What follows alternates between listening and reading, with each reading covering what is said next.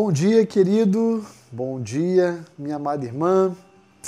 Uma alegria começar o nosso dia hoje, terça-feira, abrindo a palavra de Deus e sendo encorajado por ela. Como mencionei ontem, no nosso primeiro encontro, nosso objetivo nessa semana vai ser abordar aqui passagens que descrevam a graça de Deus, a sua abrangência, a sua efetividade na vida minha e na sua. E eu queria compartilhar hoje uma porção que se encontra em Romanos capítulo 5, versos 20 e 21, que diz assim: Sobreveio a lei para que avultasse a ofensa, mas onde abundou o pecado, superabundou a graça, a fim de que, como o pecado reinou pela morte, assim também reinasse a graça pela justiça para a vida eterna, mediante Jesus Cristo, nosso Senhor. Interessante tentarmos reconstruir um pouquinho o que a igreja de Roma estava enfrentando.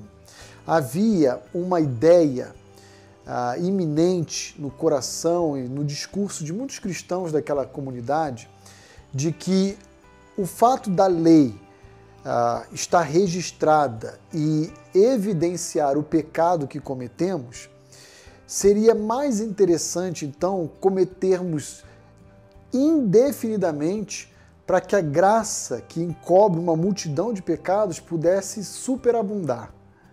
E é assim que Paulo vai dizer no capítulo 6, verso 1, que diremos, pois, permaneceremos no pecado para que a graça seja mais abundante?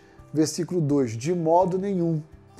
Em outras palavras, o que eu quero dizer é que, como a graça é superior, maior, mais elevada que o nosso pecado, houve um momento dentro da igreja de Corinto que eles começaram a pensar, então vamos pecar para que a graça de Deus seja realçada, para que a gente possa ver melhor a graça de Deus em nosso meio, para que ela se torne mais notória, mais visível. E Paulo vai dizer, está certo isso? De forma alguma. Não temos que pecar, porque o pecado compromete a santidade de Deus. A graça por si só já é evidente. Muito bem, o que eu quero chamar a sua atenção no dia de hoje, terça-feira, é o seguinte: a despeito de todo e qualquer pecado que eu e você possamos cometer ao longo da nossa existência aqui na Terra, saiba que a graça de Deus em Cristo Jesus é suficiente para encobrir as nossas transgressões. Isso é incrível, isso é maravilhoso. Não existe pecado que a graça não possa alcançar. Não existe pecado que a graça não possa encobrir, perdoar.